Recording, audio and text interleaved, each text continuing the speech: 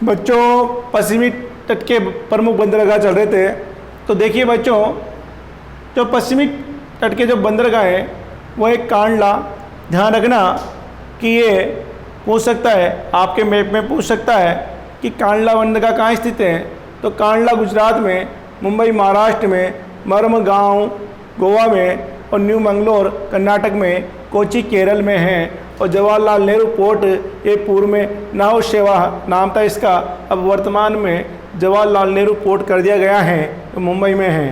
पूर्वी तट के प्रमुख बंदरगाह देखिए बच्चों, जो पूर्वी तट पर स्थित हैं वो बंदरगाहें तूतीकोरिन बंदरगाह, एनोर व ये चेन्नई बंदरगाह ये तमिलनाडु में है। तूतीकोरिन, एनोर और चेन्नई ये तमिलनाडु में स्थित हैं। विशाखापट्टनम जो बंदरगाह है वो आंध्र प्रदेश में, और पारादीप जो बंदरगाह हैं वो उड़ीसा में स्थित हैं। कोलकाता हल्दिया बंदरगाह ये पश्चिम बंगाल में, और पोर्ट ब्लेयर ये अंडमान निकोबार द्वीप समूह में स्थित हैं। तो ये पूर्वी तट के प्रमुख बंदरगाह हैं बच्चों। अब आगे हम देखते हैं मुंबई बंदरगाह। तो ये भारत का सबसे बड़ा और सबसे व्यस्तम बंदरगाह है। इसे भारत का प्रवेश द्वार भी कहते हैं, जो भारत का सर्वाधिक व्यापार यानी 20% करता है। तो मुंबई बंदरगाह ये भारत का सबसे बड़ा है, प्राकृतिक बंदरगाह है, ये भारत का सबसे बड़ा और प्राकृतिक बंदरगाह है, सबसे व्यस्तम बंदरगाह है। इसे भारत का प्रवेश द्वार भी कहते हैं, जो भारत का सर्वाधिक व्यापार यानी 20% करता है। नेक्स्ट है जवाहरलाल नेहरू बंदरगाह, ये भी मुंबई में है। ये भारत का सबसे बड़ा कृत्रिम बंदरगाह है, यानी कि ये बनाया गया है। ये भारत का सबसे बड़ा कृत्रिम बंदरगाह है, जो आधुनिक सुविधाओं से युक्त हैं, जो आधुनिक सुविधाओं से क्या है, युक्त हैं बच्चों। नेक्स्ट है कांडला बंदरगाह। कांडला बंदरगाह तो ये कच्छ के रण गुजरात में स्थित है, और कच्छ के रण गुजरात में स्थित है। भारत का प्रमुख बंदरगाह है। हाल ही में इसका नाम परिवर्तित करके दीनदयाल बंदरगाह कर दिया गया है। हाल ही में इसका नाम परिवर्तित करके दीनदयाल बंदरगाह कर दिया गया है। नेक्स्ट है कोलकाता बंदरगाह। अब पूछ सकता है कोई क्वेश्चन कि दीनदयाल बंदरगाह कहाँ पर स्थित है, तो आप उसमें मैप में पूछ सकता है बच्चों कि दीनदयाल बंदरगाह कहाँ पर स्थित है। तो आप वही कांडला को ही नाम परिवर्तित करके, कांडला गुजरात का नाम ही परिवर्तित करके क्या कर दिया गया है, दीनदयाल बंदरगाह कर दिया गया है। नेक्स्ट है कोलकाता बंदरगाह। ये पूर्वी तट का सबसे बड़ा और मुंबई बंदरगाह के बाद भारत का दूसरा बड़ा बंदरगाह है।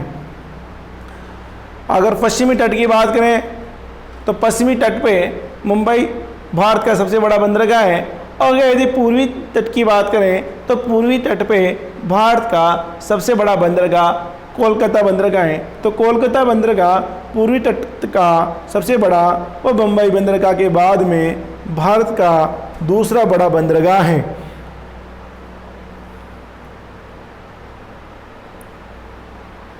अब है बच्चों विशाखापट्टनम बंदरगाह। यह आंध्र प्रदेश में स्थित है। यह भारत का सबसे गहरा बंदरगाह है। ये भारत का सबसे गहरा बंदरगाह है। चेन्नई बंदरगाह भारत का सबसे प्राचीन बंदरगाह है। चेन्नई बंदरगाह ये भारत का सबसे प्राचीन बंदरगाह है। पोर्ट ब्लेयर बंदरगाह ये अंडमान निकोबार द्वीप समूह में, ये अंडमान निकोबार द्वीप समूह में स्थित है। ये भारत का सबसे नवीनतम और 13वां बड़ा बंदरगाह है।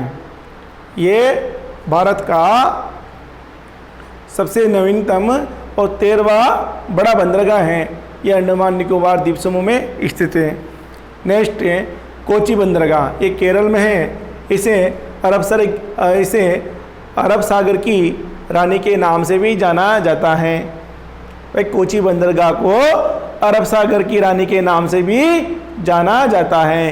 कोची केरल में स्थित है और इसे अरब सागर की रानी के नाम से भी जाना जाता है। अब क्वेश्चन आ जाए, 1 नंबर का क्वेश्चन आ जाता है। एक कि अरब सागर की रानी के नाम से कौन से बंदरगाह को जाना जाता है, तो आपका जवाब होगा कि कोची बंदरगाह को अरब सागर की रानी के नाम से जाना जाता है बच्चों।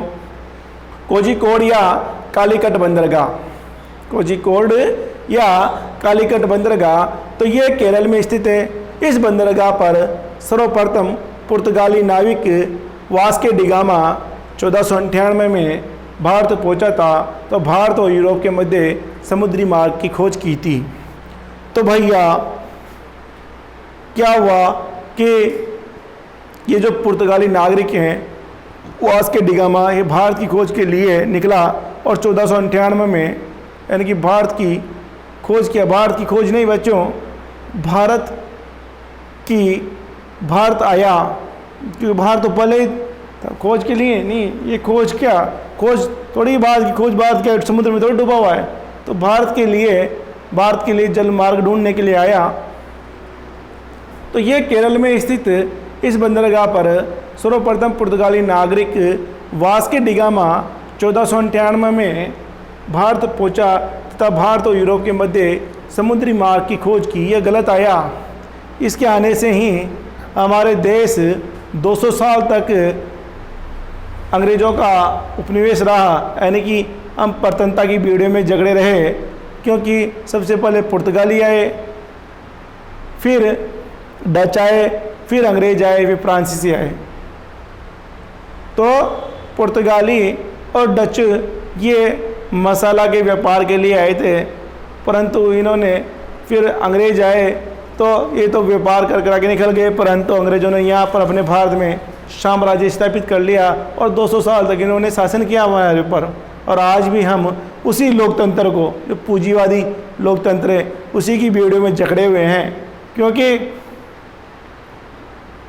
ब्रिटेन की जो संसदीय प्रणाली को हमने अपनाया हुआ है बहुत सी चीज़ों को, तो आज भी हम उसी सभ्यता में डले हुए हैं, जबकि हमारी संस्कृति अलग है। तो ये केरल में स्थित इस बंदरगाह पर सर्वप्रथम पुर्तगाली नाविक वास्को डी गामा 1498 में भारत पहुंचा और भारत और यूरोप के मध्य समुद्री मार्ग की खोज की और यहाँ के इसका स्वागत किया गया। महाराष्ट्र में भारत के सर्वाधिक बंदरगाहें 55 हैं, 2 बड़े और 53 मध्यम।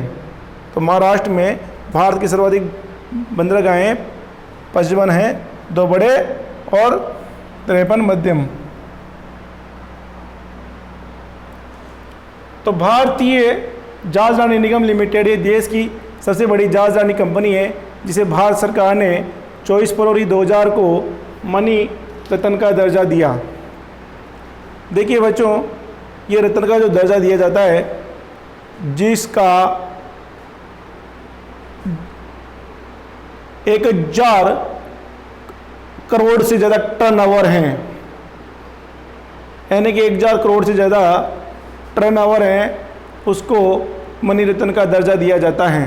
तो ये भारतीय जहाजरानी निगम लिमिटेड ये देश की सबसे बड़ी जहाजरानी कंपनी है, जिसे भारत सरकार ने 24 फरवरी 2000 को मणि रत्न का दर्जा दिया गया। तो ये रत्न है बच्चों, जिनका टर्नओवर ज़्यादा बढ़ जाता है, उसको उसी हिसाब से दर्जा दिया जाता है। अब है पाइपलाइन परिवहन।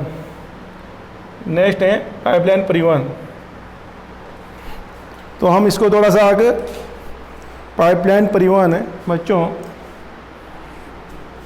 अभी ये पार्ट खत्म हो जाएगा, इसके बाद में समाप्त हो जाएगा।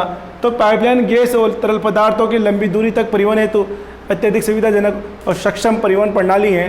तो पाइपलाइन गैस और तरल पदार्थों के लंबी दूरी, यानी गैस है और तरल पदार्थों के लंबी दूरी तक परिवहन हेतु अत्यधिक सुविधाजनक और सक्षम परिवहन प्रणाली है, क्योंकि तरल पदार्थ और गैस के लिए ये एकदम परफेक्ट प्रणाली है बच्चों।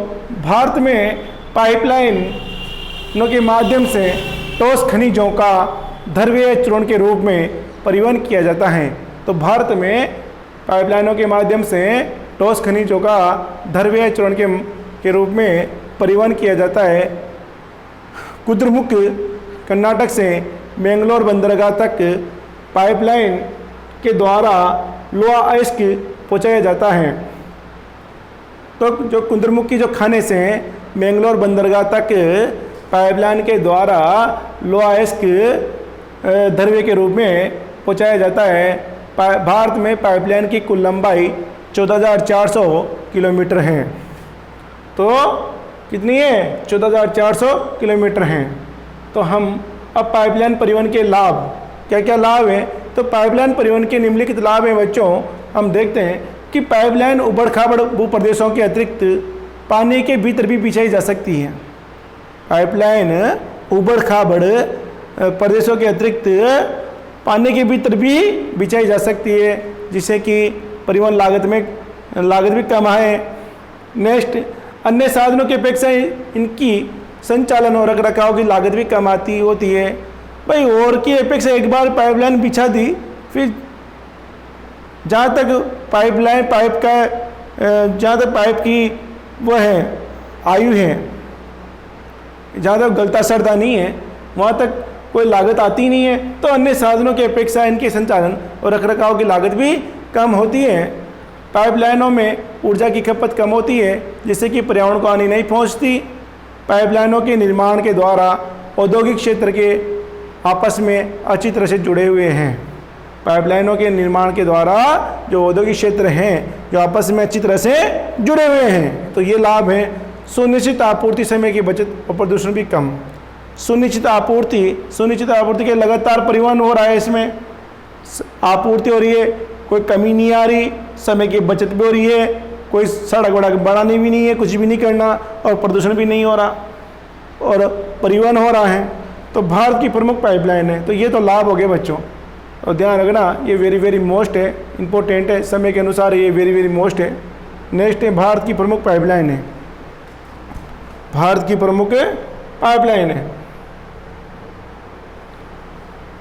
तो भारत की प्रमुख पाइपलाइन है, तो पहली है नारकटिया नूनमती पाइपलाइन, ये असम में है, और बरौनी बिहार में पाइपलाइन। तो नारकटिया नूनमती ये क्या, यहाँ से पेट्रोल कच्चा तेल, जो कच्चा खनिज तेल है वो यहाँ से निकलता है और पाइपलाइन के माध्यम से बरौनी बिहार में वहाँ पर शोधनशाला तक पहुँचता है। तो नारकटिया नूनमती बरौनी पाइपलाइन ये ऑयल इंडिया लिमिटेड की स्थापना 1959 में की गई, और इसके द्वारा एशिया की पहली पाइपलाइन असम के नरकटिया से बरौनी बिहार में तेल शोधन कारखाना तक का निर्माण किया गया, और इसकी कुल लंबाई 1167 किलोमीटर है। तो ऑयल इंडिया लिमिटेड की स्थापना कब की गई? 1959 में की गई, और इसके द्वारा एशिया की पहली पाइपलाइन असम के नरकटिया से बरौनी बिहार तेल शोधन कारखाने तक निर्माण किया गया, और इसकी कुल लंबाई 1167 किलोमीटर है बच्चों। नेक्स्ट है गुजरात की पाइपलाइन है। तो गुजरात की जो पाइपलाइन की बात करें तो अंकलेश्वर कोयली तेल पाइपलाइन, कलोल साबरमती तेल pipeline, Ankleshwar Baroda pipeline gas pipeline Gujarat की प्रमुख पाइपलाइनें हैं। तो अंकलेश्वर कोयली तेल पाइपलाइन है, एक कलोल साबरमती तेल पाइपलाइन है बच्चों, एक अंकलेश्वर बड़ौद गैस पाइपलाइन है, गुजरात की प्रमुख पाइपलाइन है। अब तीसरी है सलाया कोयली मुत्रा पाइपलाइन। तो ये 1256 किलोमीटर लंबी पाइपलाइन है, जो मुंबई हाई से, यानी कि समुद्र अरब सागर में मुंबई हाई है, तो वहाँ से तेल निकलता है अरब सागर में। सबसे ज़्यादा तेल भी यहाँ से निकलता है बच्चों।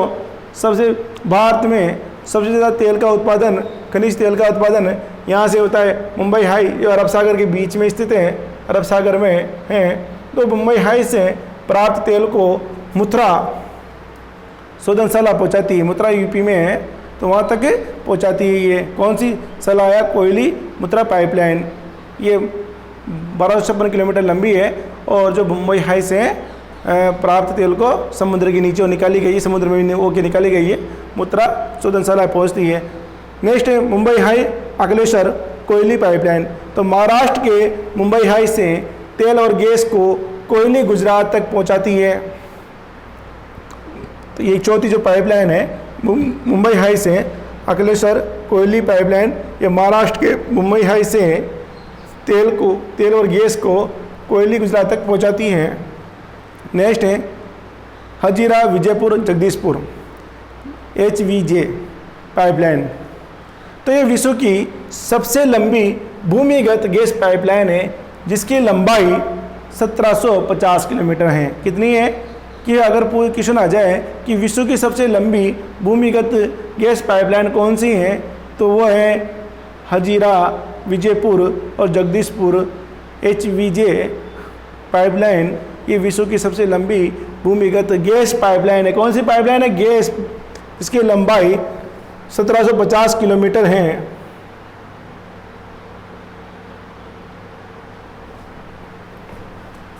अब भारत गैस प्राधिकरण लिमिटेड की स्थापना 1984 में की गई है जो कि 14,400 किलोमीटर लंबी पाइपलाइनों का संचालन करती है। तो भारतीय गैस प्राधिकरण लिमिटेड एंड गेल, भारतीय गैस प्राधिकरण लिमिटेड की स्थापना 1984 में की गई है जो कि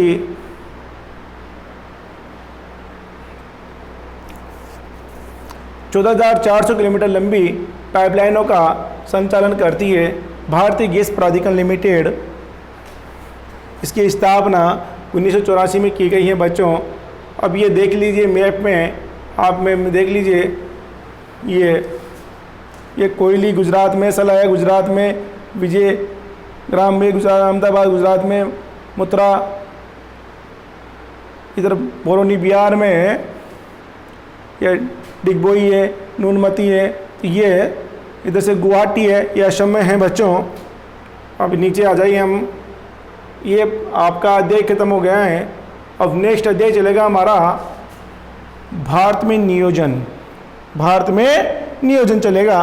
अब ये बच्चों सीक्वेंस हैं, इसे में पहला फिर दूसरा फिर तीसरा चौथा, तो आप पढ़िए बच्चों, आप पढ़ोगे तभी आप आगे बढ़ोगे। अगर आप धैर्य के साथ पढ़ो, क्योंकि ये कोरोना काल है, वैसे भी मेरा तो कॉन्फिडेंस लो ही है, परंतु आप अपना आत्मविश्वास लो मत करो, क्योंकि मेरे तो बच्चों के सामने धारण होती है और मैं बिल्कुल क्या करें, मजबूरी है जो भी है। आप तो पढ़िए बच्चों, धैर्य के साथ अपनी पढ़ाई से वंचित ना हो आप, इसलिए पढ़िए और इसको चैनल को सब्सक्राइब कीजिए, शेयर कीजिए और बच्चों से भी कहिए जो इसको सब्सक्राइब करेंगे और शेयर करेंगे। धन्यवाद।